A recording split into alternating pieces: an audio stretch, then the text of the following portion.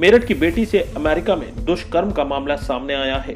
आरोप है कि अमेरिका में रहते हुए पहले ससुर ने जबरन रेप करने की कोशिश की। विरोध करने पर सास, पति और ससुर ने बेरहमी से बंधक बनाकर मारपीट की। मई 2022 में ससुराल वाले उसे और बच्चों को लेकर अमेरिका से मथुरा आ गए। आरोप है कि इसके बाद ससुराल वालों ने उसे छत से फेंक दिया। घटना में पीड़िता का हाथ टूट गया। सीओ कैंट रूपाली चौधरी ने बताया कि महिला की शिकायत पर एफआईआर दर्ज की गई है। मेरे सास ससुर अमेरिका आए थे 3 महीने के लिए। मेरे ससुर का नाम ललित कुमार गुप्ता है, वो चीफ जल निगम से रिटायर हुए हैं। मेरी सास का नाम ममता गुप्ता है। मेरे पति का नाम प्रयांक तायल है, वो director global supply chain green plastic America में ग्लेंडेल रोड आइलैंड में काम करते हैं।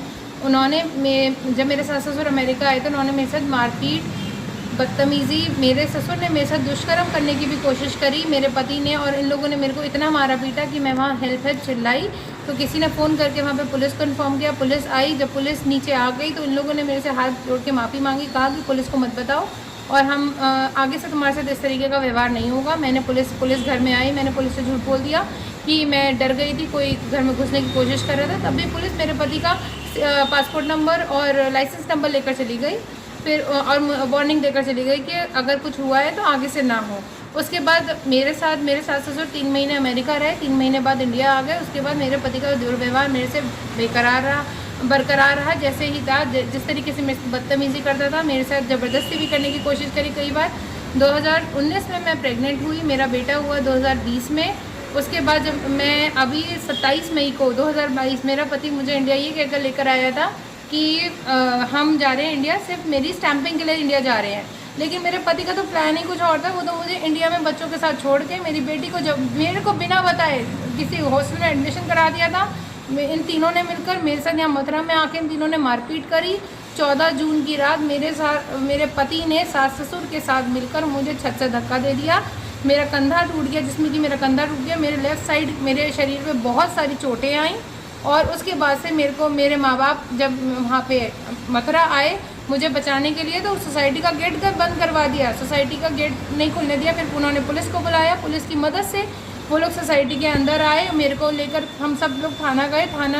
मथुरा थाना ने हमारी कोई हेल्प नहीं करी। उन्होंने एक समझौतानामा करा दिया ज़बरदस्ती का और मेरे को वापस भेज दिया। मेरे को मेरे पापा मेरठ ले आए। मैं 4 महीने से मेरठ में रह रही हूँ अपने माँ बाप के साथ। मेरा पति और सास ससुर मेरे बच्चों का खर्चा नहीं दे रहे हैं। मेरे सारे डॉक्यूमेंट, सारे कागजात, जरूरी कागजात, मेरा सारा स्त्री धन, मेरा कपड़ा, पैसा, मेरे बच्चों का सब सामान, एक सामान इन लोगों ने रख लिया। कोई सामान नहीं दे रहे हैं, बच्चों का खर्चा भी नहीं दे रहे हैं। मेरे पिता सारा खर्चा उठा रहे हैं और मेरे को बहुत के बाद भी बहुत ज़्यादा ये लोग परेशान करते हैं और मेरे पे प्रेशर बना रहे हैं, तुम केस वापस ले लो सब सही हो जाएगा, केस वापस ले लो सब सही हो जाएगा। मैं कोई गलत बात के लिए केस होना कर रही हूँ। मैं तो अपने लिए न्याय मांग रही हूँ। मेरा बच्चा एक यूएस सिटीज़न है, एक मेरी बेटी इंडियन सिटीज़न है। मेरे दोनों बच्चे, मेरी बेटी इतनी डरी हुई अपने पिता से, मेरी बेटी बात नहीं करना चाहती अपने पिता से। इतना मेरी बेटी को टॉर्चर कर रखा है, मेंटल। अब जो है अब ये लालकोट के थाने में मुकदमा दर्ज हुआ है। मेरठ लालकोट के थाने में मुकदमा दर्ज हुआ, जिसमें इनके पीड़िता के ससुर पर जो है उसका दुष्कर्म का आरोप है, जो उन्होंने अमेरिका में पीड़िता के साथ करने की कोशिश करी।